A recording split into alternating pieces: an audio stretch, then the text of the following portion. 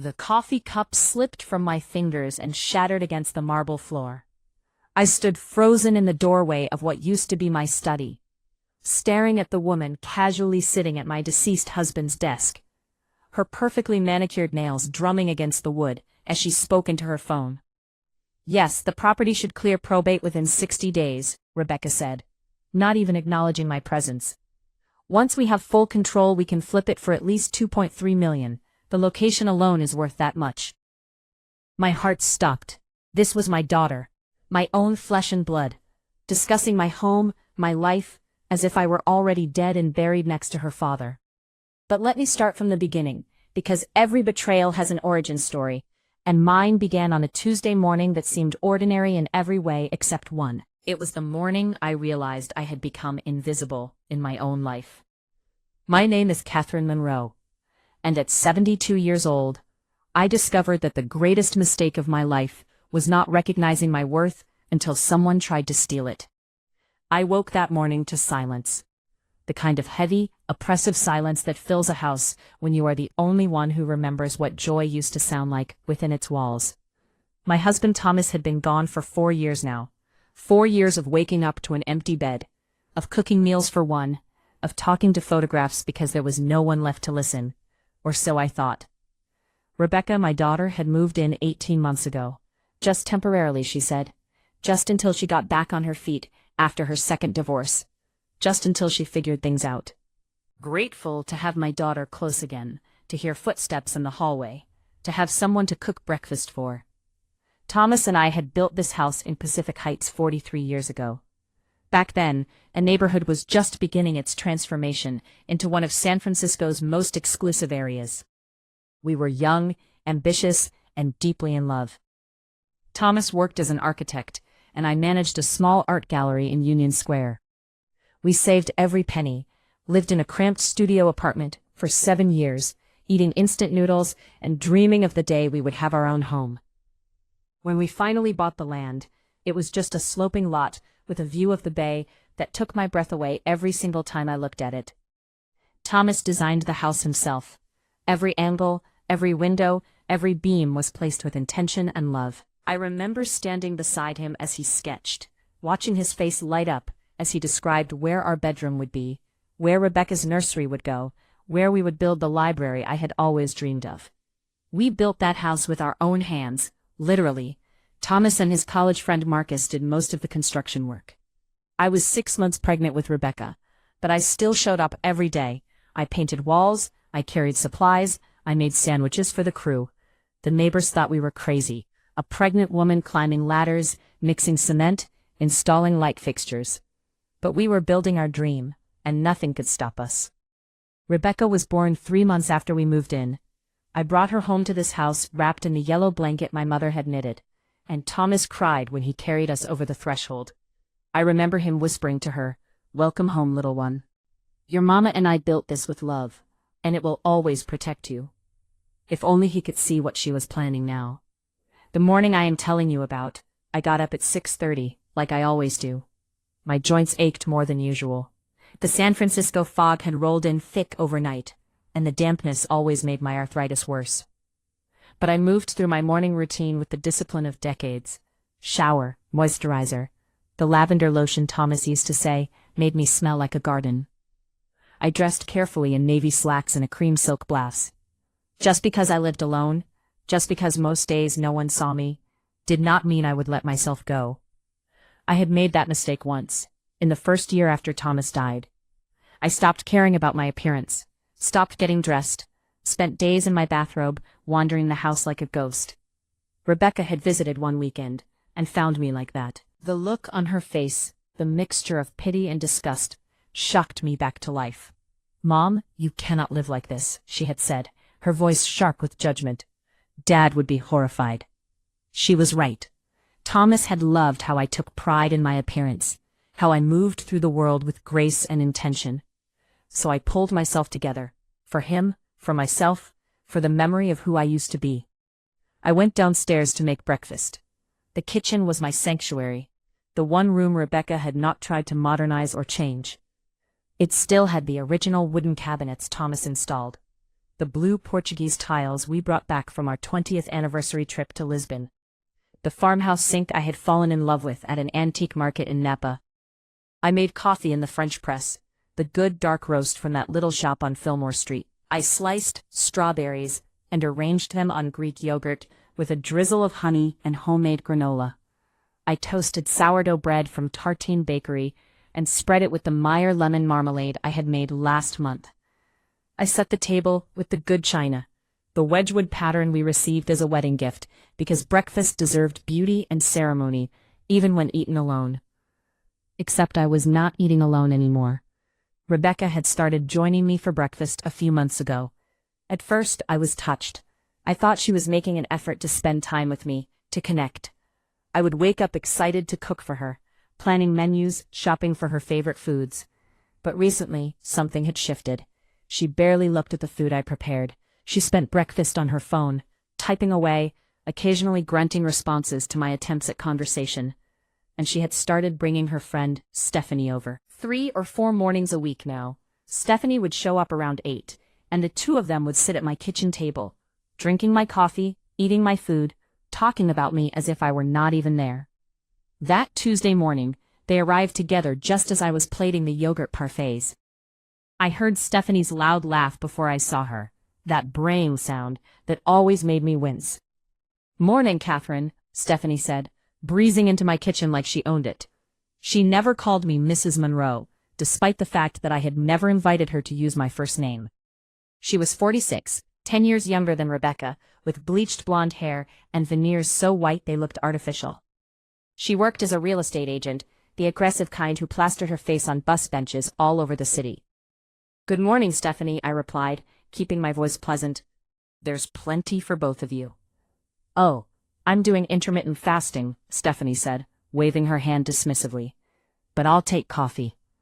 Rebecca sat down without a word, immediately pulling out her phone. She was wearing yoga pants and an expensive athleisure jacket that I knew cost over $300 because I had seen the receipt on the counter last week. She had not worked a regular job in over 2 years, claiming she was exploring entrepreneurial opportunities. I had no idea where the money for her lifestyle was coming from. I poured coffee for them both, using the mugs Thomas and I bought in Vermont, the handmade pottery ones that fit perfectly in your hands. I set down cream and sugar, even though I knew they both drank it black. Then I sat down with my own breakfast and waited. Waited to see if either of them would acknowledge me, thank me, make eye contact. Nothing. They talked about a property in Noe Valley, about staging and curb appeal and comparable sales. They talked about a yoga class they were taking together. They talked about some resort in Tulum they were planning to visit. I ate my parfait slowly, each spoonful deliberate, trying to maintain my dignity while being treated like furniture in my own kitchen. "So the appraisal came back higher than expected," Stephanie said, her voice dropping to what she probably thought was a whisper, but was actually perfectly audible. 2.3, maybe 2.5 if we list it right. "That's what I thought," Rebecca replied, her eyes gleaming. "And the lot size, my God, you could tear down and build 2 units easily." My hand froze halfway to my mouth. They were talking about my house, my home, the place Thomas and I built from nothing. "When do you think you can take possession?" Stephanie asked. Rebecca shrugged. "She's 72 and not exactly in great health. Could be months, could be years, but I have the power of attorney now, so I can start making decisions whenever necessary." The yogurt turned to ash in my mouth. Power of attorney? When had I given her power of attorney? I sat there, completely still, not even breathing, as they continued their conversation. They discussed square footage and zoning laws. They talked about whether to sell as is or renovate first. They debated the merits of different real estate agents, not including Stephanie, which surprised me until I realized she must be getting a referral fee. They talked about my life, my home, my future, as if I were already gone. When they finally left, Stephanie to show a property and Rebecca to meet another friend for lunch, neither of them said goodbye. I heard the front door close, heard Rebecca's BMW start up in the driveway, heard the silence settle back over the house like a shroud. I sat at the kitchen table for a long time, my breakfast untouched and cold, trying to process what I had just heard. Power of attorney. Appraisal. Taking possession. Then I stood up, walked to my study, and started searching. Floor-to-ceiling bookshelves, filled with architecture books, design magazines, and novels. His drafting table still stood by the window, exactly as he left it the morning he went to the office, and never came home. Heart attack, the doctor said. Massive and instant. But I was suffering now. 4 years of suffering his loss. And now this betrayal by the daughter we raised with such love and care. I found the file cabinet where Thomas kept all our important documents, birth certificates, marriage license, the deed to the house, insurance policies, and there, in a folder labeled estate planning, I found what I was looking for. A power of attorney document, dated 6 months ago, signed by me. Except I had no memory of signing it.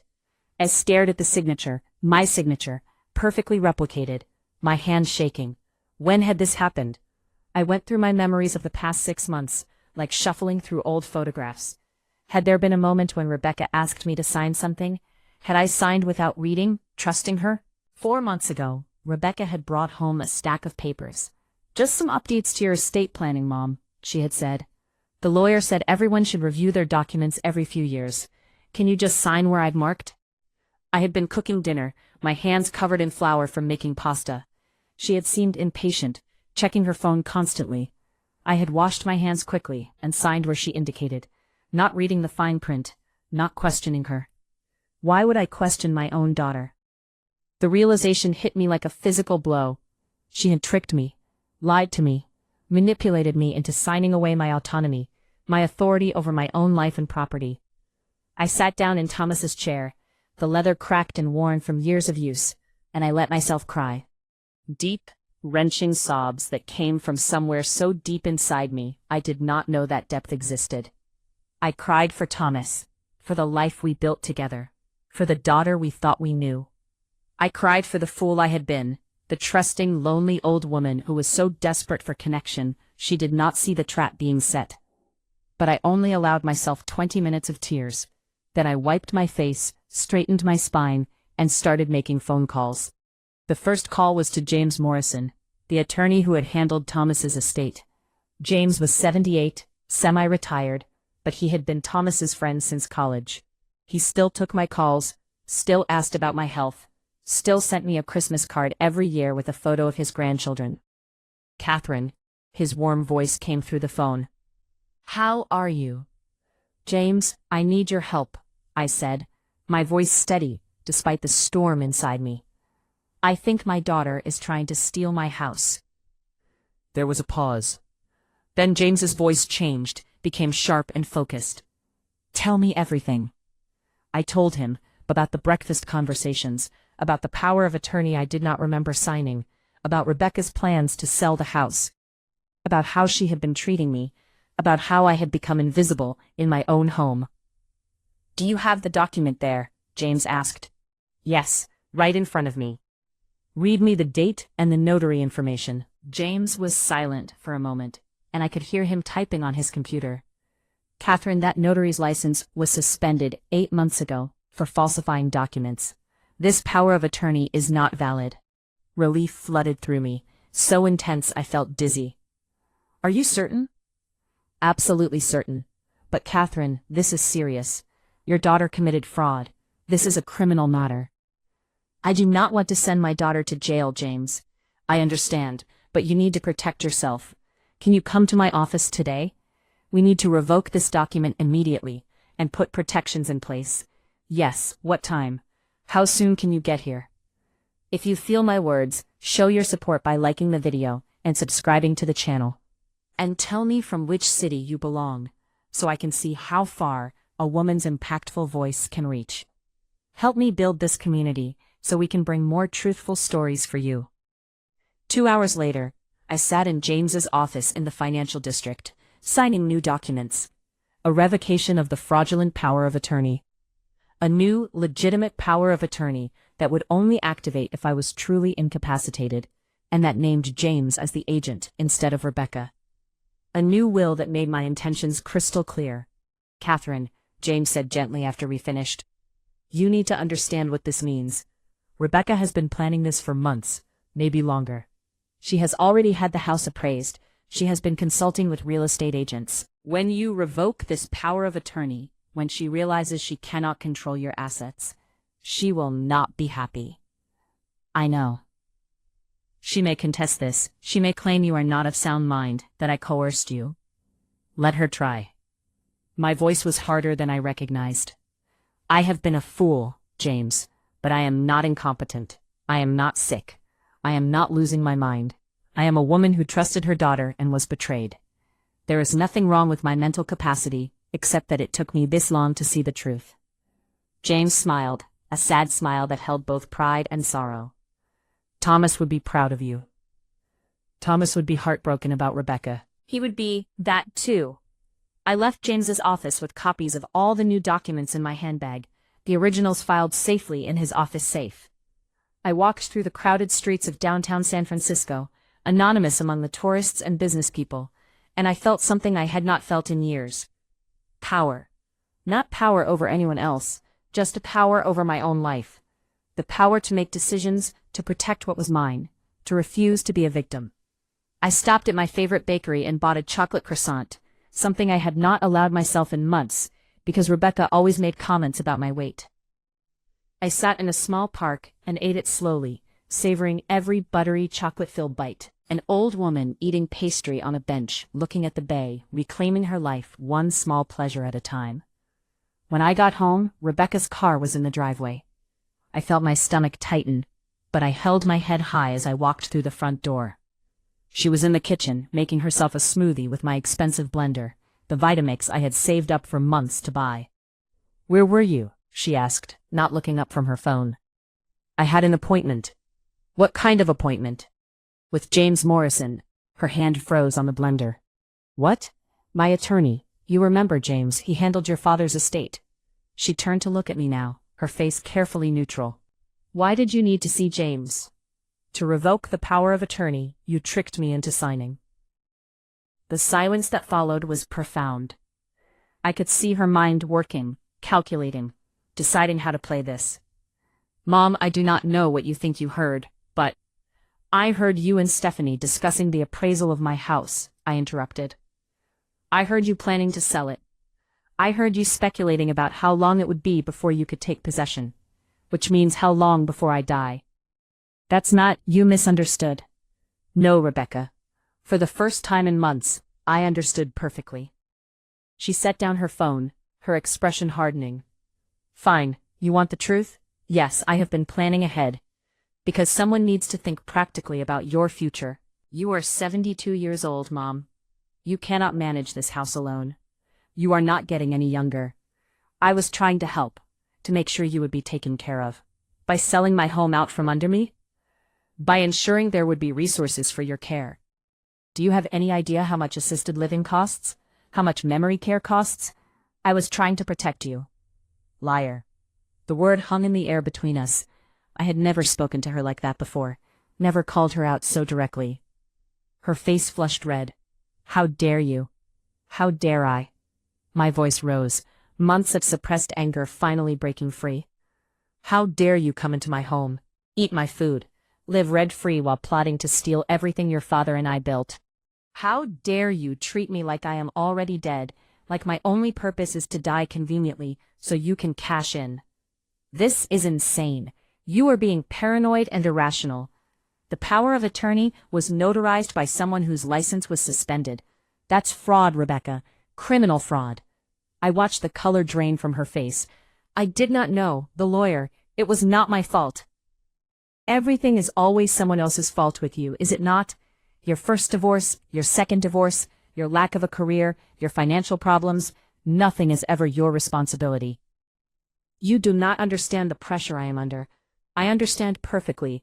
I understand that you are a liar and a manipulator who saw her widowed mother as an opportunity, instead of a person. I understand that you would rather plan my funeral than have an honest conversation with me. Tears started running down her face. "How can you say that? I'm your daughter." "Then act like it." She grabbed her purse and her car keys, her hands shaking. "I do not have to stay here and be insulted." "No, you do not. In fact, I want you to leave. You have until this weekend to move out." She stared at me, shocked. "You cannot be serious." I have never been more serious in my life. This is my home too. No, Rebecca, this is my home. Only mine. Your name is not on the deed, you have no legal claim to this property. And I want you out. Where am I supposed to go? That is not my concern anymore. You are 55 years old. Figure it out. She stood there for another moment, then grabbed her phone and stormed toward the door. But she stopped at the threshold and turned back. You will regret this, she said, her voice cold and flat. You will be alone in this big house with no one to help you, no one to care. And when you finally realize you need me, it will be too late. I have been alone since your father died, Rebecca. At least now, I will be alone with my dignity intact. She slammed the door so hard the windows rattled. I stood in my kitchen, in the house Thomas and I built, and I did not feel alone at all. The next 3 days were tense but quiet. Rebecca came and went, packing her things, but she avoided me completely. I heard her on the phone constantly, crying to friends, spinning her version of the story. She's not herself, I heard her say once. I think she might be developing dementia. She's being completely irrational. I did not respond. I did not engage. I simply went about my days, cooking meals for myself, tending the garden Thomas had planted, sitting in the library with books that had gathered dust for too long. On Thursday afternoon, while Rebecca was out, I went through her room. I know it was an invasion of privacy, but I needed to know the full extent of what she had been planning. I needed to understand how deep this betrayal went. What I found shocked me even more than the conversations I had overheard. In her desk drawer, tucked beneath folders of what looked like legitimate papers, I found a spiral notebook, the kind you might use for grocery lists or random thoughts. But this was not random. This was a detailed plan, written in Rebecca's handwriting, dated over a year ago. Phase 1, it read. Move in with Mom. Establish myself as indispensable. Take over household management gradually. I turned the page, my hands trembling. Phase 2, convince Mom to sign POA. Use estate planning excuse. Make sure she doesn't read it carefully. Get it notarized by Stephanie's friend who owes her a favor. My stomach turned. Phase 3, once POA is in place, begin transitioning her to assisted living. Use health concerns as justification. Hire a doctor who will support the narrative of declining capacity. I had to sit down on her bed, the notebook clutched in my shaking hands. Phase 4, sell house, estimated value $2.3 million. After paying off my debts and covering transitional expenses, should clear at least $1.8 million. Enough to buy condo in Presidio Heights and invest remainder. There was more. Pages and pages of detailed calculations. Lists of assisted living facilities with their monthly costs. Comparisons of different real estate agents and their commission rates. Furniture she planned to keep versus what she would sell or donate. Everything planned out with chilling precision.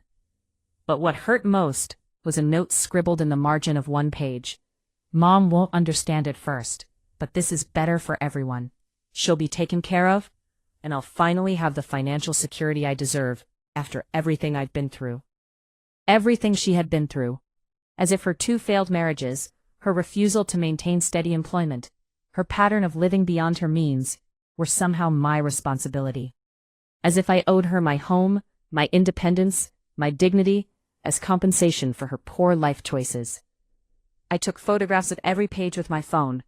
Then I carefully replaced the notebook exactly where I found it.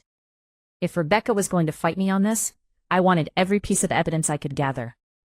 That night I could not sleep. I lay in bed staring at the ceiling, Thomas's side of the bed empty and cold as it had been for 4 years. I wondered what he would think if he could see what our daughter had become. Would he be as shocked as I was? Or had he seen signs I had missed, warning signals I had ignored, because I did not want to believe my own child could be capable of such calculated cruelty? I remembered a conversation we had had years ago, when Rebecca was in her early 30s, going through her first divorce. Thomas and I had been lying in this same bed, talking quietly in the dark. She never takes responsibility, Thomas had said, his voice troubled. Everything is always someone else's fault. Her husband, her boss, her friends. Everyone is against her, according to Rebecca. She's hurting, I had defended her. She's processing. Catherine, I love our daughter, but I worry about her character, about what she's becoming. She'll grow out of it, I had insisted. She's young, she'll mature. But she had not grown out of it, she had grown into it, refined it, perfected it. And I had enabled her every step of the way, by making excuses, by protecting her from consequences, by choosing to believe the best even when the evidence suggested otherwise. Friday morning I woke early and made myself a proper breakfast. Not the elaborate spread I used to make for Rebecca and Stephanie, but something simple and nourishing just for me. Scrambled eggs with herbs from the garden, toast with butter, coffee in my favorite mug, the one with the chip on the handle that Thomas had always meant to replace, but never did. I ate slowly, savoring each bite, sitting at the kitchen table Thomas had built from reclaimed wood 40 years ago. The morning light came through the window at just the right angle, illuminating the Portuguese tiles and making them glow blue and white like the Mediterranean Sea. This was my home, mine, and I was taking it back. Rebecca came down around 10, looking haggard. She had clearly not slept well either. She poured herself coffee but did not sit down. I found a place, she said flatly. A short-term rental in Daly City. I'll be out by Sunday. Good? What else is there to say, Rebecca? She slammed her coffee mug down on the counter. You know what, Mom? Fine. You win. You get to keep your precious house. You get to be the victim. You get to tell everyone what a terrible daughter you have. I hope it makes you happy. This was never about winning. Then what was it about? It was about protecting myself from someone who was planning to steal my home and lock me away in a facility so she could profit from my assets. She opened her mouth to protest, but I held up my hand. I found your notebook, Rebecca. Your detailed plan, Phase 1 through Phase 4. I have photographs of every page.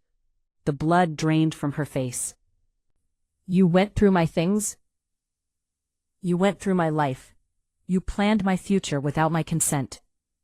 You manipulated me into signing fraudulent documents. So yes, I went through your things, and I found exactly what I suspected I would find. Proof that this was not about my care or my well-being. It was about money. It was always about money. She sank into a chair, her defiance crumbling. I needed that money. No, you wanted that money. There is a difference. You do not understand. Then help me understand. Explain to me how stealing from your mother, lying to her, planning to warehouse her in a facility against her will, is justified. I am listening. She was quiet for a long time. When she finally spoke, her voice was small. I am drowning, Mom. In debt, in regret, in failure. And you have all this. This house worth millions. And you're just one person rattling around in it. It seemed like such a waste. My life is not a waste. I did not mean it like that. Then how did you mean it? I meant that you do not need all this space. You could be comfortable somewhere smaller, somewhere with built-in care and community. And I could finally have some security, some stability. It seemed like it could work for both of us. Except you never asked me. You never had an honest conversation about your financial struggles, or your concerns about my living situation. You just decided, without my input, what was best for both of us. And your decision involved taking away my autonomy, my home, and my right to determine my own future. I know it was wrong. Do you? Or are you just sorry you got caught? She looked up at me, tears streaming down her face. I do not know anymore. I do not know what's real and what's justification. I do not know who I am. And in that moment, looking at my daughter broken and lost, I felt something shift inside me. Not forgiveness exactly, but a kind of sad understanding. Rebecca was not a monster. She was a deeply flawed human being who had made terrible choices out of desperation and entitlement. But that did not mean I had to sacrifice myself to save her. I think you need help, Rebecca. Professional help. Therapy. Financial counseling. Something that addresses why you keep making choices that hurt yourself and the people around you. I cannot afford therapy. Then find a sliding scale clinic. There are resources available if you actually look for them, instead of looking for shortcuts and easy solutions.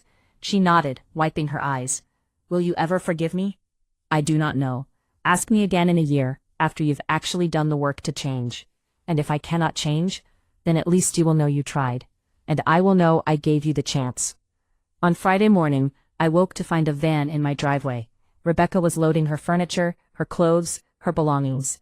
A young man I did not recognize was helping her. just loaded the last box, got in her BMW, and drove away without a backward glance. I stood at the window and watched her go, and I felt nothing but relief. But the relief was short-lived, because what came next was harder than the confrontation. It was the aftermath, the reckoning, the process of rebuilding a life that had been shattered by betrayal. That afternoon, I called my sister Elena in Portland. Elena was 5 years younger than me, still working as a professor of literature at Reed College. We spoke every week, but had not seen each other in person since Thomas's funeral. "Kathy?" Her voice held instant concern. "What's wrong? Why do you think something's wrong?"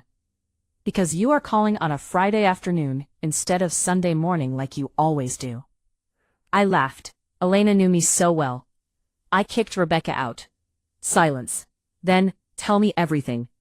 I did. The whole story, from the breakfast conversations to the fraudulent power of attorney, to the notebook detailing her plans, to the confrontation.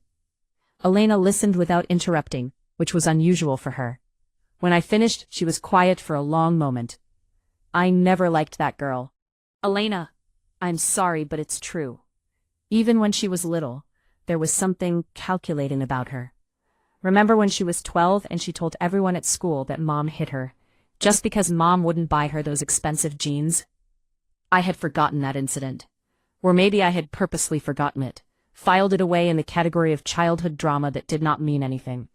But Elena was right. That had happened. Rebecca had lied about abuse to manipulate Mom into buying something she wanted.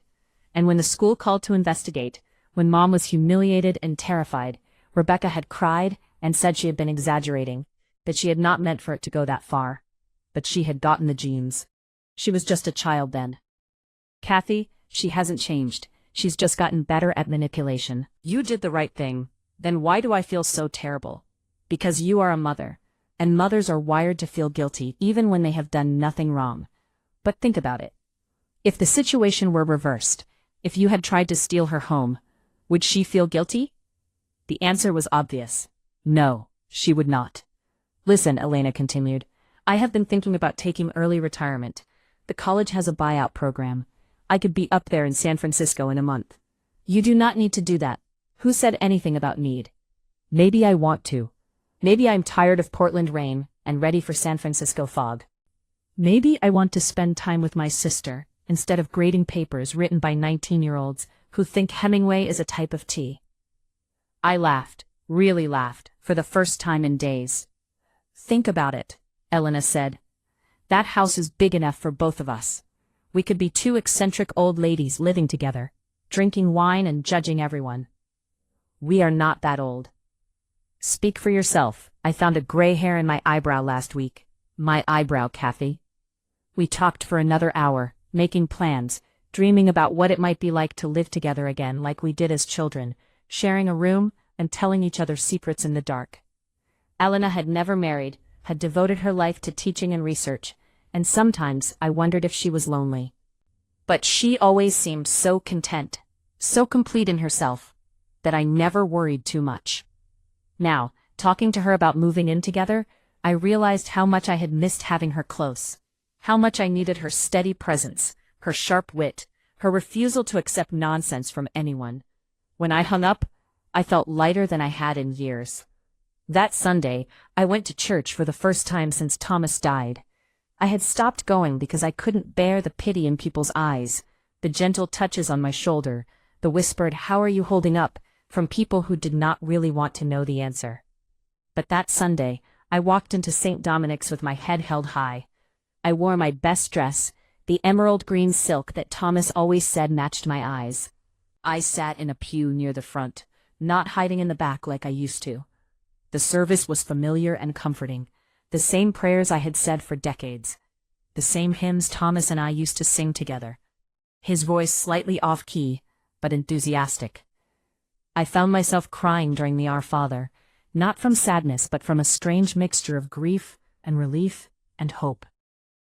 After the service, Margaret Chen approached me. Margaret had been my friend for 30 years. She ran a nonprofit that provided housing assistance for elderly women, and she had been trying to get me involved for years. "Catherine," she said, genuine warmth in her voice, "it is so good to see you. You look wonderful." Thank you, Margaret. I heard Rebecca moved out. In a community like ours, everyone knew everything. I braced myself for judgment, for questions, for unsolicited advice. Instead, Margaret squeezed my hand and said, "Good for you." I stared at her. What? Rebecca was using you. Everyone could see it except you. I am glad you finally saw it too. You knew? Catherine, we all knew. The way she talked about you, the way she treated you. It was obvious. But what could we say? You seemed determined to believe the best of her. I felt embarrassed and vindicated at the same time. I feel like I should feel worse about it. Why? Because society tells us mothers should sacrifice everything, even their dignity, for their children? You have every right to protect yourself. We talked for a few more minutes, and before we parted, Margaret said, "We have a board meeting next Tuesday. Why don't you come? We could use someone with your experience and perspective." I don't have any experience in nonprofit work.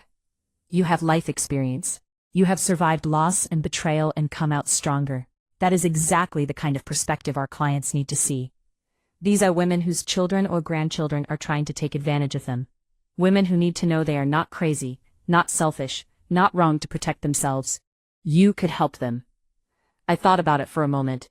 The idea of turning my pain into purpose, of using my experience to help others, felt right in a way nothing had felt right in a long time. I will come.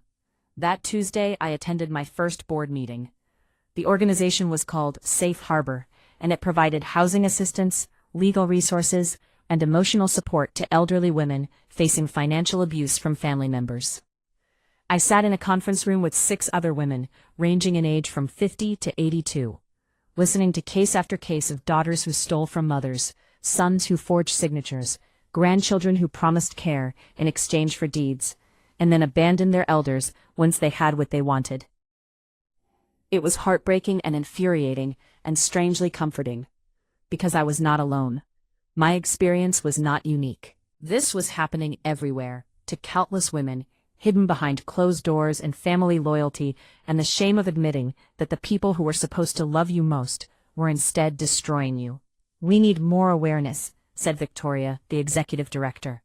We need women to understand that this is not rare, not shameful, and not something they have to tolerate. And we need teeth, added Ruth, a lawyer who volunteered her time to the organization. These family members get away with it because the victims do not press charges. They do not want to send their children to jail, so the abuse continues. What about a support group? I heard myself say. A place where women could come together, share their stories, realize they are not alone. Everyone turned to look at me. Would you be willing to facilitate it? I do not know anything about facilitating groups. You know what it feels like to be betrayed by your child. You know what it takes to stand up and protect yourself. That is all the qualification you need. And just like that, I had a purpose again. The support group started small. I put up flyers at the church, at senior centers, at community centers around the city. The first meeting, I expected maybe 3 or 4 women. 15 showed up. We met in the same community room at St. Dominic's, where I had attended countless coffee hours and fundraising events over the years. I had arranged the chairs in a circle, put out coffee and cookies, and prepared a brief introduction. But when I looked at all those faces, women of all ages and backgrounds, united by the same painful experience, I forgot everything I had planned to say. Instead, I just told my story. Simply, honestly, without trying to make it dramatic or worse than it was. I told them about Rebecca, about the power of attorney, about the notebook detailing her plans. I told them about feeling invisible in my own home, about the shame and confusion and eventual anger. And as I talked, I saw women nodding, wiping tears, gripping each other's hands. When I finished, there was a moment of silence. Then a woman in her 60s raised her hand. "My name is Patricia," she said, "and my son did the same thing. He had me sign papers I did not understand. He said it was just to help with my taxes, but he stole over $200,000 from my accounts before I realized what was happening." Another woman spoke up. "I am Linda. My daughter convinced me to add her name to the deed of my house. She said it was just for when I died, to avoid probate. Then she took out a home equity loan without telling me and disappeared with the money." One by one they shared their stories, and with each story I felt the weight of shame lifting, not just from me, but from all of us, because we were not alone. We were not foolish. We were women who had loved and trusted and been betrayed, and there was no shame in that. The meeting ran over by an hour. We exchanged phone numbers, made plans to meet again the following week, promised to support each other.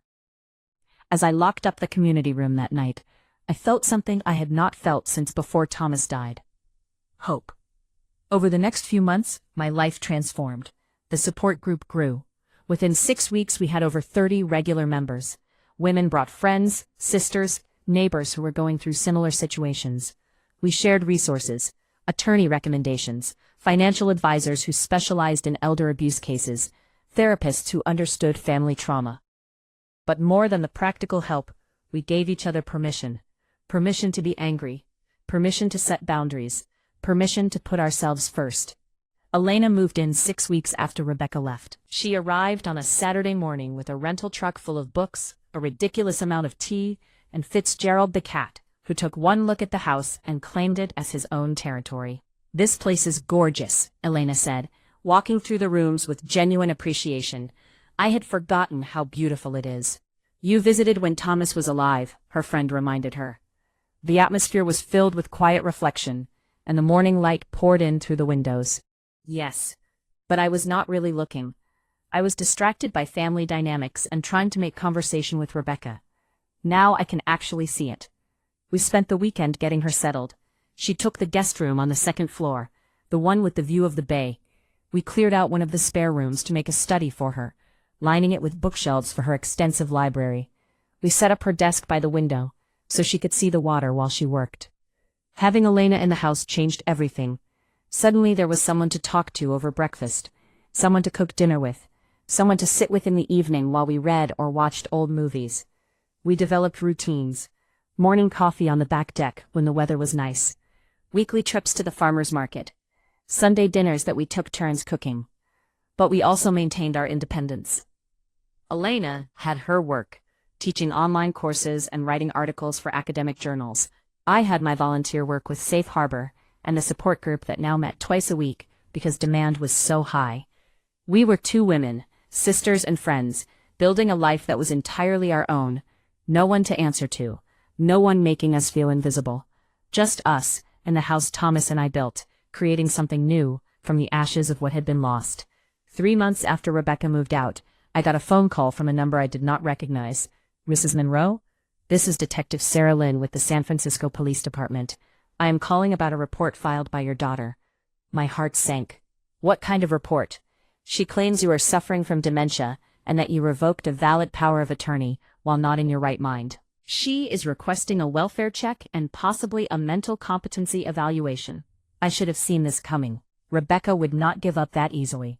When manipulation did not work, when direct confrontation failed, she would try to use the system against me. "Detective, I am happy to meet with you anytime. I am perfectly competent, as you will see. I appreciate your cooperation. How about tomorrow morning at 10? "That is fine. I will be here." After I hung up, I called James Morrison and told him what was happening. "Do not worry," he said calmly. "This is actually good news. Once the police confirm you are competent, it will be documented. If she tries this again, she could face charges for filing false reports." I cannot believe she is doing this. I can. She is desperate. She thought she had a sure thing, a guaranteed payday. And you took it away. People do desperate things when they lose what they think belongs to them. The house was never hers. But in her mind, it was. And that is the problem. Detective Lynn arrived exactly on time the next morning. She was a young woman in her 30s, professional and courteous with kind eyes that suggested she had seen too much suffering in her work. Elena insisted on staying for the interview. "I am her sister," she told the detective, "and I can vouch for her mental state." Detective Lynn sat in our living room, declining coffee but accepting water, and ran through a standard mental status evaluation. What day was it? Who was the president? What year was I born? Simple math problems, memory tests. I answered everything correctly, calmly, without defensiveness. "Mrs. Monroe, your daughter claims you became confused and agitated, that you accused her of trying to steal your house based on a misunderstanding." "Detective, may I show you something?" I retrieved the file I had prepared, copies of the fraudulent power of attorney with the suspended notary's signature, copies of the legitimate documents James had prepared to revoke it, photographs of Rebecca's notebook detailing her plans, a timeline of events with dates and evidence. Detective Lynn reviewed everything carefully. Her expression grew more serious with each page she turned. "Mrs. Monroe, has your daughter contacted you at all since she filed this report?" "No. I have not heard from her since she moved out 3 months ago."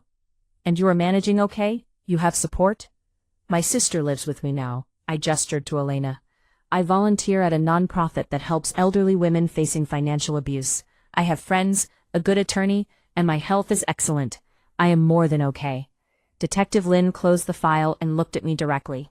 "I am going to be honest with you. This is not the first time I have seen something like this. Adult children who feel entitled to their parents' assets, who view their aging parents as obstacles rather than people. You did the right thing protecting yourself. Thank you. I am going to close this case. You are clearly competent. But Mrs. Monroe, I need to warn you. Your daughter may try other tactics. She may file for conservatorship or guardianship. She may try to have you declared incapacitated through the courts. You need to be prepared." "I am prepared," I said. After she left, Elena made us both strong gin and tonics, even though it was only 11 in the morning. "To surviving our children's attempts to destroy us," she said, raising her glass. "I did not have children," I pointed out. "Then to surviving your niece's attempts to destroy my sister." We clinked glasses and drank, and I tried to ignore the knot of anxiety in my stomach. Because Detective Lynn was right. Rebecca was not done. This was just the opening salvo. The next attack came 2 weeks later, in the form of a letter from an attorney I had never heard of. Not a personal letter, but a legal demand on heavy letterhead with impressive credentials listed beneath the lawyer's name. The letter claims that I had made a promise to Rebecca, a verbal agreement that she would inherit the house upon my death, and that she had made significant financial and life decisions based on that promise. The letter stated that by revoking the power of attorney and excluding her from my estate planning, I was engaging in promissory estoppel and causing her severe financial and emotional harm. The letter demanded that I either restore her as beneficiary in power of attorney, or pay her $500,000 in damages for the reliance she had placed on my alleged promise. I read the letter 3 times, my blood pressure rising with each reading. This was absurd, outrageous. I had never promised Rebecca the house. Thomas and I had always intended to split our estate between Rebecca and various charities we supported. And even if I had made such a promise, which I emphatically had not, it would have been conditional on her being a decent, trustworthy person, which she clearly was not. I forwarded the letter to James immediately. His response came within an hour. "Do not respond. I will handle this." But I was too angry to leave it alone. I called him. "James, this is ridiculous. I never promised her anything." "I know, Catherine. This is a desperation move. Her attorney is probably working on contingency, hoping you will settle just to make it go away. I am not paying her a single penny, because we have documentation that her plans to take the house predated any alleged promise. We have her notebook detailing the scheme. We have evidence of fraud. Any competent attorney would laugh this out of court." "Then why is she doing this?" "Because she is hoping you do not have the stamina for a fight, that you will cave under pressure, or that you will feel guilty enough to give her something." "I do not feel guilty." "Then we are in good shape." What I did not know, what James did not tell me until much later, was that he did more than just dismiss the demand letter. He reached out to Rebecca's attorney directly and provided him with all the evidence we had gathered. The fraudulent power of attorney, the notebook, the false police report, the timeline of manipulation. He explained in very clear legal terms that if Rebecca continued to harass me, we would not only seek a restraining order, but would also file a civil suit for attempted fraud, elder abuse, and emotional distress. He made it clear that Rebecca was not the victim here, and that any attorney who continued to represent her in this farce would be complicit in what was clearly a frivolous lawsuit. Rebecca's attorney apparently took one look at the evidence and dropped her as a client within 48 hours. I found this out not from James, but from a phone call I received late one night, about 3 weeks after the demand letter. "Mom?" Rebecca's voice was small, broken. Rebecca, I am sorry. I am so sorry. She was crying. I do not know what happened to me. I do not know how I became this person. I sat down, my hands shaking as I held the phone. Part of me, the mother part that had held her as a baby and walked her through nightmares and celebrated every milestone, wanted to comfort her. Wanted to say it was okay, that I forgave her, that we could start over. But I had learned something in these months since she left. I had learned that forgiveness did not require reconciliation, that I could forgive her for my own peace of mind without allowing her back into my life to hurt me again. Rebecca, I appreciate your apology, but an apology is not enough. What do you want me to do? I will do anything. I want you to get help. Real help. Therapy. I want you to figure out why you thought it was acceptable to treat your mother the way you treated me. I want you to understand that actions have consequences. I know I messed up. You did not mess up, Rebecca. Messing up is forgetting to mail a birthday card. What you did was calculated and cruel. You tried to steal my home. You tried to have me declared incompetent. You filed a fraudulent lawsuit. Those are not mistakes. Those are choices. She was silent on the other end, her crying the only sound. If you want any hope of a relationship with me in the future, I continued, you will get professional help. You will work on yourself. You will figure out why you keep making choices that hurt yourself and the people around you. And when you have done that work, when you can honestly say you understand why what you did was wrong, then maybe we can talk. How long will that take? However long it takes. This is not about my timeline. This is about you becoming a person I can trust again. A person who treats others with respect and dignity. What if I am never that person? The question hung in the air between us. The possibility that my daughter and I might never have a real relationship again. That she might never be capable of the change required. Then at least you will know you tried, I said softly. And I will know I gave you the chance. We said goodbye, and I sat in the darkness of my living room for a long time afterward, processing the conversation. I felt sad, but not devastated. Disappointed, but not broken. Because I had learned the most important lesson of all. My worth was not dependent on Rebecca's validation. My life had value whether or not she was in it, and I would not sacrifice my peace, my safety, or my dignity for a relationship that had become toxic. Elena found me sitting there in the dark an hour later. Are you okay? She asked, sitting beside me on the couch. I think so. Rebecca called. She apologized.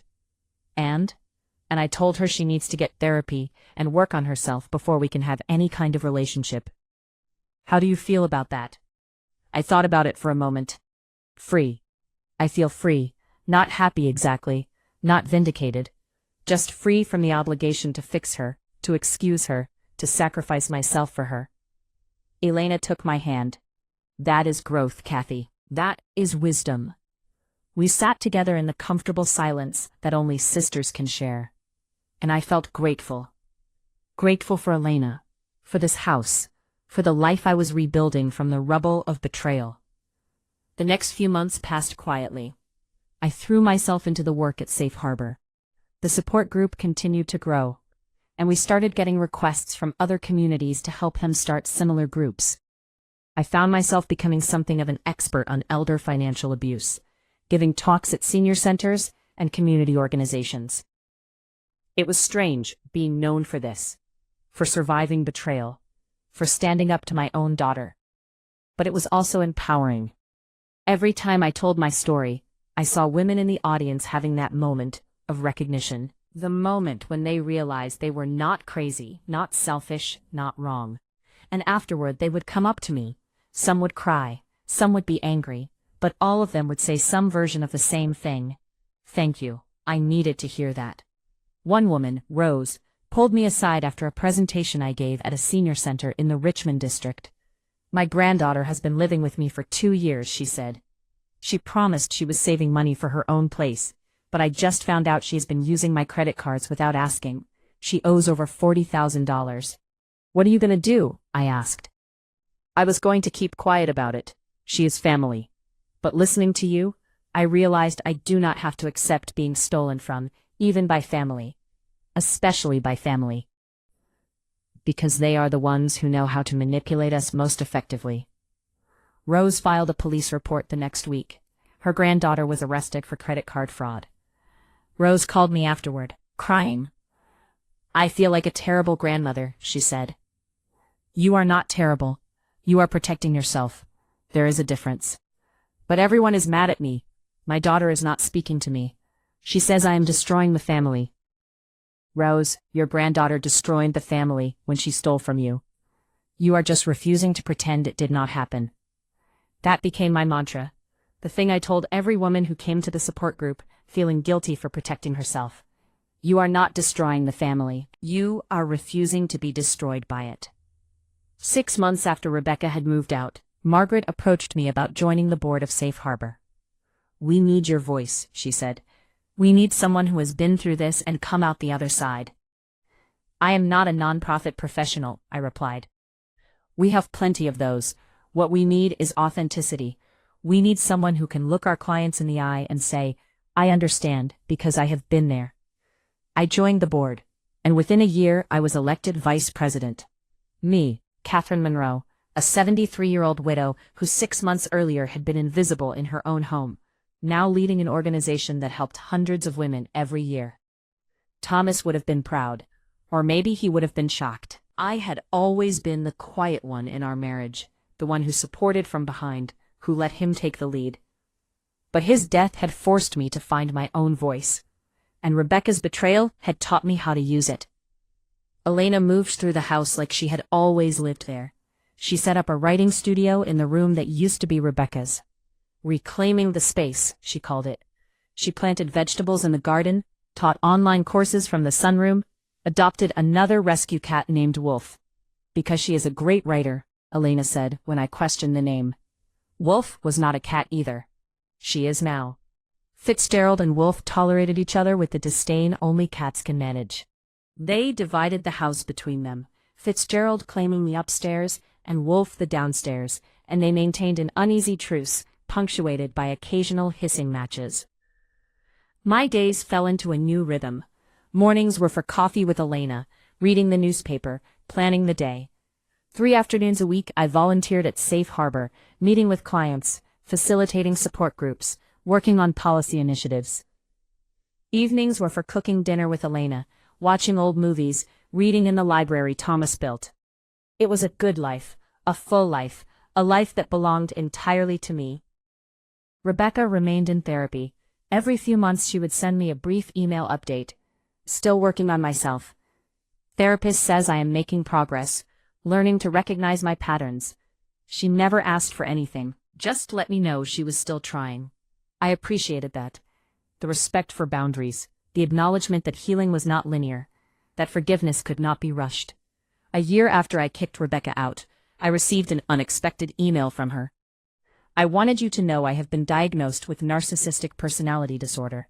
My therapist says it explains a lot of my behaviors and relationships. It does not excuse what I did, but it helps me understand why I did it. I am working on it. I am learning tools to manage it. I just thought you should know." I showed the email to Elena. "Do you believe her?" Elena asked. "I think I do. The old Rebecca would never have admitted to something like that. She would have found a way to make it about how she was the victim, how the diagnosis was wrong, how the therapist did not understand her. So what are you going to do?" "Nothing for now. Let her keep working on herself. If she is serious about change, time will tell."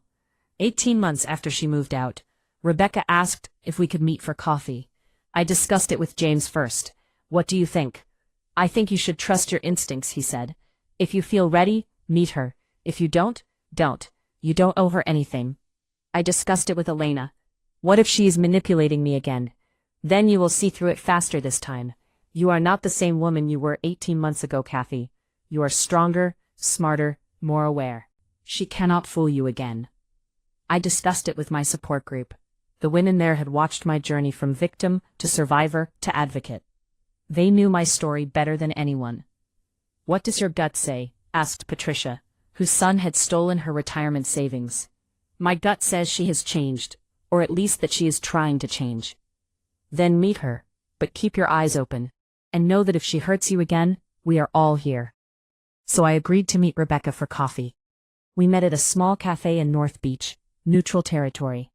I arrived early and claimed a table by the window. My hands were shaking slightly as I waited, and I hated that she still had this power over me. The power to make me nervous, to make me doubt myself. Rebecca arrived exactly on time. She looked different, older, yes, but also somehow softer. Less hard around the edges. She was dressed simply in jeans and a plain sweater, no designer labels visible. Her hair was shorter, styled in a practical bob rather than the elaborate highlights and extensions she used to favor. "Hi, Mom." "Hello, Rebecca." We ordered coffee and sat in awkward silence for a moment. I studied her face, looking for signs of manipulation, of calculation, but all I saw was nervousness, and something that looked like genuine remorse. "Thank you for agreeing to meet me," she finally said. "I know I do not deserve it." "How is therapy going?" "It is hard, really hard. I have had to confront a lot of things about myself that I didn't want to see. My therapist diagnosed me with narcissistic personality disorder, like I mentioned in my email." "How does that feel?" "Terrifying, relieving. It explains so much. Why I always felt entitled to things I had not earned. Why I could not maintain relationships. Why I kept hurting the people who loved me. But it also means I have a long road ahead. The therapist says people with NPD can change, but it takes years of dedicated work. Maybe decades.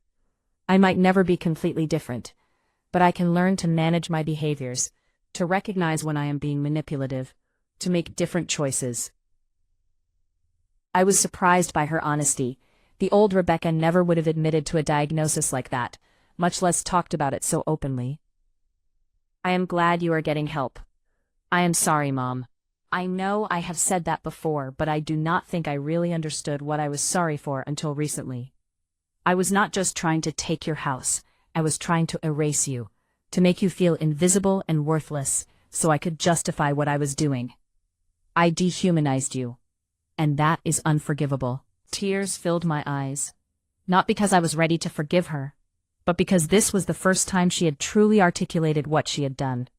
Not just the actions, but the underlying cruelty. "It hurt," I said quietly. "More than I can possibly express. You made me feel like my life had no value. Like I was just an obstacle between you and what you wanted. I know. And I cannot undo that. I cannot give you back those years, those feelings. All I can do is promise that I'm working every single day to become a person who would never do that again. Someone who sees people as people, not as resources to be exploited." We talked for 2 hours. She told me about her therapy sessions, about the painful process of examining her past relationships, recognizing patterns of manipulation she had used her entire life. She told me she had gotten a job as an administrative assistant at a law firm. Nothing glamorous, but honest work that paid her bills. "I am renting a studio in Daly City," she said. "It is small, 1 room, tiny kitchen, bathroom the size of a closet. Nothing like what I thought I deserved. But it is mine, and I am paying for it myself, and that feels good. It feels real." "Are you still in debt?" She nodded. "I am working with a financial counselor, making payments. It will take me years to dig out of the hole I created, but I am doing it." When we said goodbye, she hugged me. Not the perfunctory hugs from before, quick and obligatory, but a real hug, long and tight and sad and hopeful all at once. "Can we do this again?" she asked. "Coffee, I mean. Maybe in a month?" "Let me think about it." "Okay, I understand. No pressure." I watched her walk away, and I felt something shift inside me. Not forgiveness exactly, but maybe the beginning of it. The first tentative step toward rebuilding something from the wreckage. That night, Elena and I sat on the back deck with wine, watching the lights of the city sparkle below us. "How did it go?" Elena asked. "Better than I expected. She seems different, more self-aware, less defensive." "Do you trust her?" Elena asked. "Not completely. Maybe not ever completely. But I trust her more than I did 6 months ago. And, more importantly, I trust myself to protect myself if I need to. That is the most important thing." We sat in comfortable silence, sipping wine, watching Fitzgerald and Wolf chase moths in the garden below. "You know what I realized today?" I said. "I do not need Rebecca's redemption to be happy. If she changes, if we rebuild our relationship, that would be wonderful. But if she does not, if this is as good as it gets, I am still okay. My life still has meaning and value. Elena raised her glass. To not needing anyone's validation. To being enough all by ourselves. We clinked glasses, and I felt peace settle over me like a warm blanket. Over the next year, Rebecca and I met for coffee once a month. Short meetings, carefully bounded. I never invited her back to the house. I never discussed my finances or my estate planning. I kept strong walls around the parts of my life that were private, that were sacred. And she respected those boundaries, never pushed, never asked for more than I was willing to give. Did I forgive her? I am still not sure. Some days I thought I had. Other days the anger would surface unexpectedly. I would be driving past the house where she used to live before moving in with me, and I would remember how she had gradually taken over, erasing Thomas's memory, one piece of furniture at a time. Or I would smell her perfume on someone in the grocery store, and I would remember sitting at my kitchen table being ignored while she planned my future with her friend.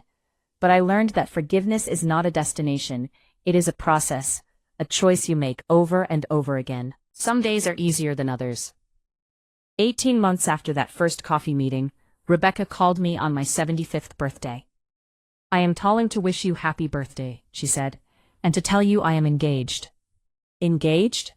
I sat down surprised. His name is Michael Chen. He is a social worker. I met him at a support group for people with personality disorders. He knows everything about my past. I did not hide anything from him. I told him about what I did to you, about the fraud, about the lawsuits, everything, and he still wants to marry me. That is wonderful, Rebecca. I am happy for you. Would you like to meet him? I thought about it. Did I want to meet this man who was choosing to marry my daughter despite knowing what she had done? Was I ready for that level of involvement in her life again? Yes, I heard myself say. I would like that. I met Michael a week later at the same cafe where Rebecca and I had been having our monthly coffee dates. He was warm and genuine, with laugh lines around his eyes and calluses on his hands from woodworking, his hobby. He looked at Rebecca with love, yes, but also with clear-eyed understanding. He was not naive about who she was. Mrs. Monroe, he said, shaking my hand firmly. Rebecca has told me everything. I want you to know that I understand if you have reservations about our relationship, about me being part of her life, when things with you are still healing. Do you love her? I asked bluntly. I do. But I also have my eyes open. I know she is a work in progress. We both are. And we have agreed to continue therapy, both individual and couples, for the foreseeable future. Maybe forever. What attracted you to her, knowing her history? He thought about that for a moment. Honesty. She could have hidden her past from me. She could have pretended to be someone she is not. But she told me everything on our third date. Just laid it all out there, the diagnoses, the therapy, what she did to you. And then she said, if you want to run now, I understand. But I want you to know who I really am before we go any further. And you did not run. No. Because I saw someone who was genuinely trying to change. Who was not making excuses, but taking responsibility. That is rare, Mrs. Monroe. Most people go through life blaming others for their problems. Rebecca is doing the hard work of looking at herself, and that takes courage. I liked him, against my better judgment, against all my protective instincts. I liked this man who was choosing to love my complicated, difficult daughter. We talked for over an hour. He told me about his work with homeless youth, about his own journey through therapy after a difficult childhood, about his belief that people can change if they are willing to do the work. Before we parted, I pulled him aside while Rebecca was in the restroom. If you hurt her, I said quietly, you will answer to me. He smiled. Fair enough. But Mrs. Monroe, if she hurts me, I will walk away. I love her, but I am not a martyr. I know my worth. Keep knowing that. They got married 6 months later in a small ceremony at City Hall. No elaborate wedding like her first 2 marriages had been. No expensive dress or lavish reception. Just the 2 of them, the officiant, and a handful of witnesses. Elena and I attended, along with Michael's family and a few of Rebecca's friends from therapy and her workplace. Rebecca wore a simple cream-colored dress she bought at Macy's on sale. Michael wore a dark suit. They wrote their own vows, and when Rebecca spoke, I found myself crying. I promise to be honest with you, she said, her voice shaking. Even when the truth is ugly, especially when the truth is ugly. I promise to work on myself every day, to recognize my patterns, to choose differently when old behaviors surface. I promise to love you, not because you complete me, but because you challenge me to be better. After the ceremony, we went to a small restaurant in the Mission for lunch. Elena sat next to me, holding my hand under the table. Are you okay? She whispered. I think so. It is strange, watching her start over. Part of me hopes this time will be different. Part of me is waiting for it to fall apart. And if it does, then I will be sad for her. But it will not destroy me. She is not my responsibility anymore. Rebecca came over to our table before we left, Michael by her side. Thank you for coming, she said. Truly happy. I am working on it. She smiled, a real smile that reached her eyes. That is all I can promise. As Elena and I drove home across the city, through streets I had known for over 4 decades, I felt something settle inside me. Not closure exactly, but acceptance. Rebecca was on her own path now. Whether it led to genuine transformation or eventual relapse, I could not control. All I could control was my own response, my own boundaries, my own life. And my life was good, full of purpose and connection and meaning. That night, Elena and I sat on the back deck, with wine, as had become our tradition. Do you think she has really changed? Elena asked, the question she always asked after I spent time with Rebecca. I think she is changing. Whether that change lasts, whether it goes deep enough, only time will tell. But she is trying, and that is more than I thought possible 2 years ago. And if she hurts you again, then I will survive it, just like I survived it before. I am not the same woman I was when this started, Elena. I am stronger now, more aware. I have boundaries. I have people who support me. I have work that matters. Rebecca cannot take that away from me anymore. Elena raised her glass. To survival. To more than survival. To thriving. We clinked glasses, and I felt the truth of those words settle into my bones. 3 years after I kicked Rebecca out of my house, I stood in front of 200 people at a fundraising gala for Safe Harbor and told my story. Not the sanitized version, not the version that made me look noble or Rebecca look like a monster. The real story, with all its complexity and pain and messy emotions. I told them about being invisible in my own home, about the power of attorney fraud, about Rebecca's notebook and her detailed plans, about the confrontation and the aftermath and the slow, difficult process of rebuilding. But I also told them about the support group I had started, about the hundreds of women we had helped, about the legislative changes we were pushing for to better protect elders from financial abuse by family members, about the training programs we were developing for social workers and law enforcement to recognize the signs of elder abuse. I am not standing here tonight as a victim, I said. I am standing here as a survivor who found purpose in pain, who turned betrayal into advocacy, who refused to let one person's cruelty define the rest of my life. The applause was deafening. After the speech, women lined up to talk to me. Some wanted advice, some wanted to share their own stories, some just wanted to shake my hand and say thank you. One woman, elderly and frail, waited until everyone else had left. She approached me slowly, leaning on a walker. My grandson, she said quietly. He is stealing from me. I know he is, but he is all I have left. Everyone else is gone. Do you have to let him steal from you in order to have a relationship with him? She looked startled. I never thought of it that way. What if you set boundaries? What if you said, I love you, but I will not tolerate theft?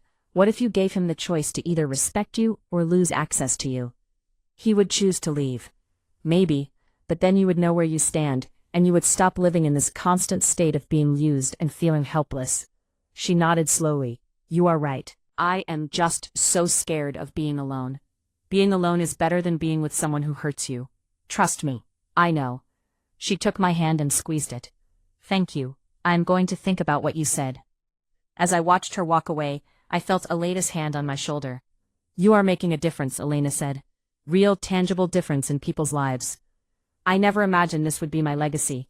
When Thomas and I built this house, When we raised Rebecca, I thought my legacy would be her, that she would carry our values forward, that she would make us proud. And instead, your legacy is this: helping women find their voices, teaching them they do not have to accept abuse, even from family. That is pretty amazing, Kathy. 6 months after Rebecca's wedding, I did something I had been avoiding. I updated my will again. Not because Rebecca had asked. She had not. She had not mentioned my estate at all since our reconciliation began.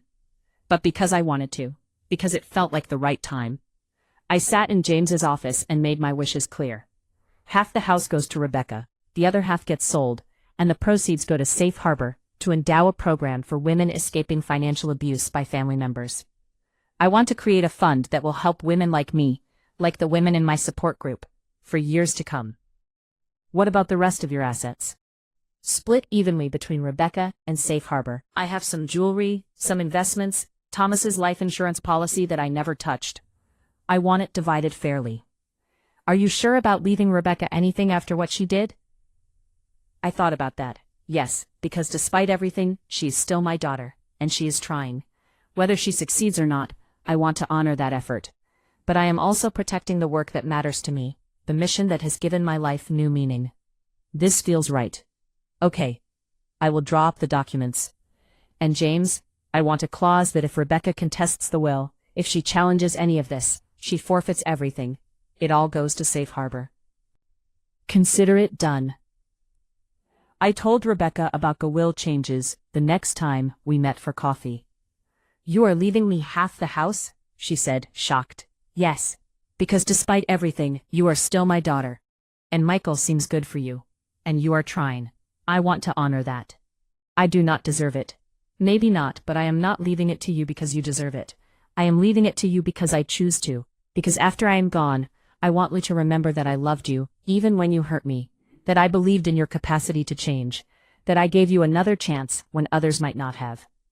Tears streamed down her face. I will not waste it, I promise. And the half going to charity, that is perfect, that is beautiful. It honors Dad's memory and the work you are doing now. And Rebecca, if you contest the will, if you try to get more than I am leaving you, you forfeit everything. James made that very clear in the documents. I would never. Mom, I swear, I would never do that. I hope not, but I needed you to know the consequences if you do. She nodded, wiping her eyes. I understand, and I respect it. You are protecting yourself. You should protect yourself. Looking at her across the table, I saw glimpses of the daughter I had hoped she would become. Not perfect, not completely transformed, but trying, growing, learning. It was enough. For now, it was enough. Now, at 77, I sit in my garden, surrounded by the roses Elena and I planted last spring. Red and yellow and white, just like the roses Thomas planted 40 years ago that Rebecca had destroyed. We had brought them back, made them bloom again. The view of the bay is as beautiful as it was 45 years ago, when Thomas and I first stood on this lot and imagined our future. The fog is rolling in, soft and gray and gentle, wrapping the city in its cool embrace. The house is still mine. My life is still mine. My voice is still strong. Rebecca calls every week now. She and Michael are doing well. She is still in therapy, still working on herself. She has been promoted at work. Started teaching financial literacy classes at Michael's community center as a way of giving back. I am trying to pay it forward, she told me last week. To teach them healthy relationships with money and family. I am proud of you, I said. And I meant it. The support group continues to meet every Tuesday evening. We have helped over 800 women in the past 3 years. Women who reclaimed their power, protected their assets, set boundaries with family members who were exploiting them. Last month, a woman named Grace stood up during group and said, 6 months ago, I was ready to sign my house over to my son because he told me I was too old to manage it alone. But after coming here, after hearing Catherine's story and everyone else's stories, I said no. I got a lawyer. I protected myself. And you know what? My son was angry at first, but then he backed off. And now we have a better relationship because it is based on honesty instead of manipulation. The room erupted in applause, and I felt tears streaming down my face. Because that is what this work is about. Not revenge, not punishment, but empowerment. Teaching women that they have the right to protect themselves, that setting boundaries is not selfish, that they matter. Elena and I have been living together for 4 years now. Some people make jokes about us being spinsters, two old ladies with their cats. But we do not care. We have built a life that brings us joy. We travel when we want. We host dinner parties. We read and paint and garden and volunteer. We are not waiting for anyone's permission to live fully. We are not making ourselves small to make others comfortable. We are just living, loudly and unapologetically, in the house that I built with Thomas and reclaimed from betrayal. If you feel my words, show your support by liking the video and subscribing to the channel. And tell me from which city you belong, so I can see how far a woman's impactful voice can reach. Help me build this community so we can bring more truthful stories for you. This morning, I woke early and walked through my house before Elena got up. I do this sometimes, this ritual of reclaiming. I touch the walls Thomas and I built. I stand in the kitchen where we cooked thousands of meals together. I look out at the garden where we planted our dreams. This house is not just a building, it is a testament to love and loss and resilience. To the strength that emerges when you finally decide you have had enough. And I am not just an old woman living with her sister and her cats. I am Catherine Monroe. I am a survivor, an advocate, a woman who reclaimed her power when everyone expected her to fade quietly into invisibility. My daughter tried to steal my house, my autonomy, my future. She tried to make me invisible, insignificant, disposable. But she could not steal my voice. She could not steal my strength. She could not steal my essential worth as a human being. And now I use that voice to help other women find theirs. I use my experience to light the way for others walking through the darkness of family betrayal. I use my story to show that it is never too late to stand up, to fight back, to reclaim what is yours. Last week I received a letter from a woman in Ohio who had heard me speak at a conference. She wrote, "I am 79 years old. My son has been stealing from me for 3 years. I thought it was too late to do anything about it, that I was too old to fight. But after hearing you speak, I hired a lawyer. I pressed charges. I took my life back.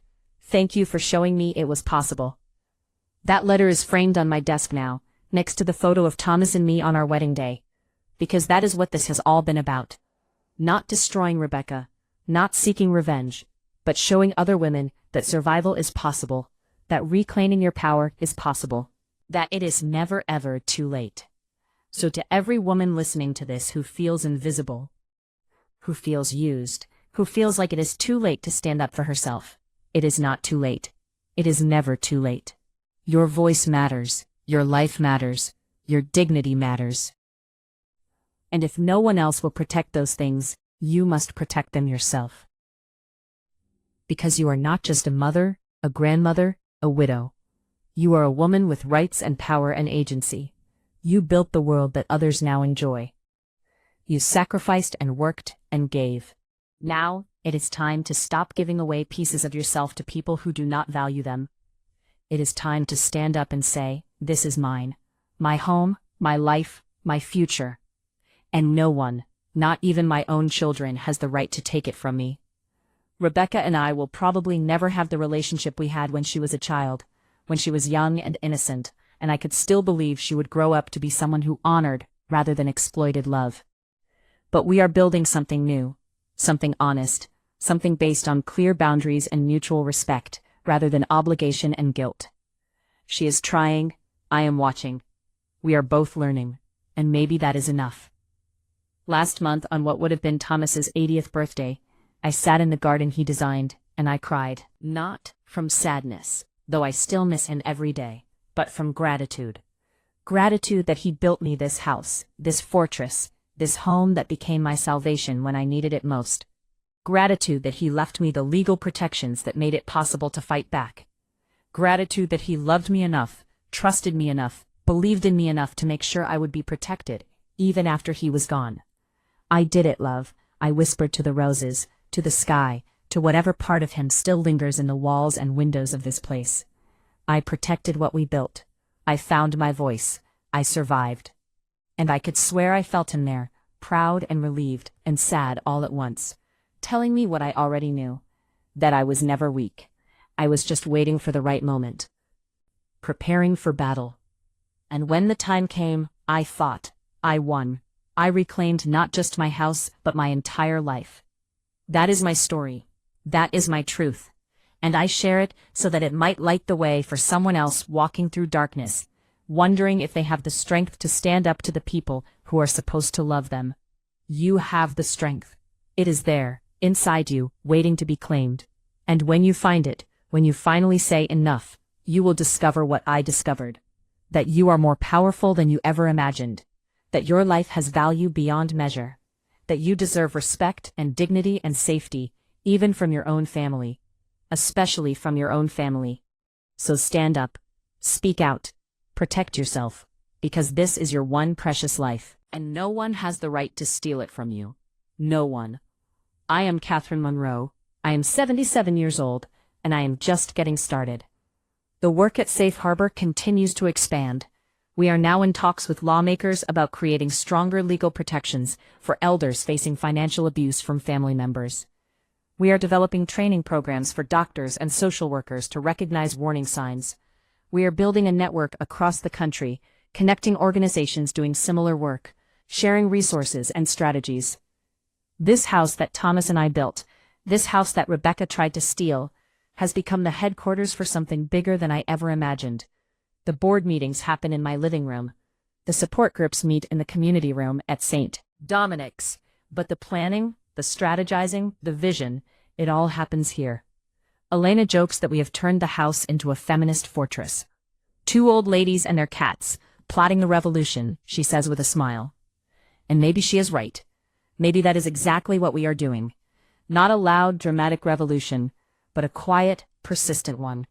Teaching women that they matter, that their lives have value, that they do not have to accept mistreatment, even from the people they love. Yesterday, a young woman came to the support group. She was only 32, but her mother had been stealing from her for years, using guilt and manipulation to keep her compliant. I thought this only happened to older women, she said. I did not realize this was a place for me. I told her, financial abuse does not have an age limit. Neither does finding your voice and protecting yourself. You belong here. She cried, relieved to finally have permission to protect herself from her own mother. And I thought about Rebecca, about how the cycle of abuse can go both directions, parents abusing children, children abusing parents, siblings abusing each other. How family can be the source of our greatest pain because they know exactly how to wound us most deeply. But family can also be redefined. The women in this support group, they are family now. Elena is family. James Morrison, my loyal attorney and friend, is family. Margaret Chen and the whole Safe Harbor community, they are family. Family is not just blood. Family is the people who show up for you, who support you, who remind you of your worth when you have forgotten it yourself. That is the real legacy of what happened with Rebecca. Not the pain, not the betrayal, but the community I found on the other side of it.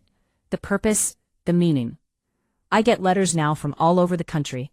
Women who heard me speak, who read about Safe Harbor, who found hope in my story. One letter, from a woman in Maine, said, I am 81 years old. I thought my life was over, that I had nothing left to contribute.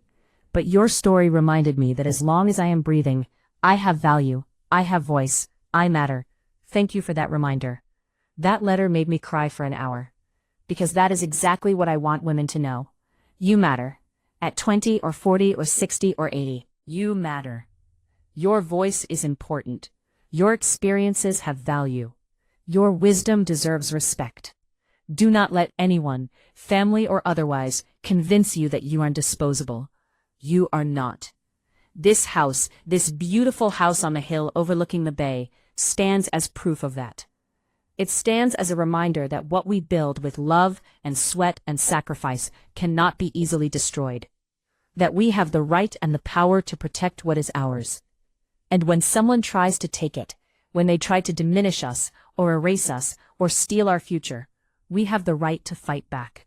Not with violence, not with cruelty, but with legal tools, with community support, with the fierce determination to protect ourselves and others like us. That is what Thomas and I built here.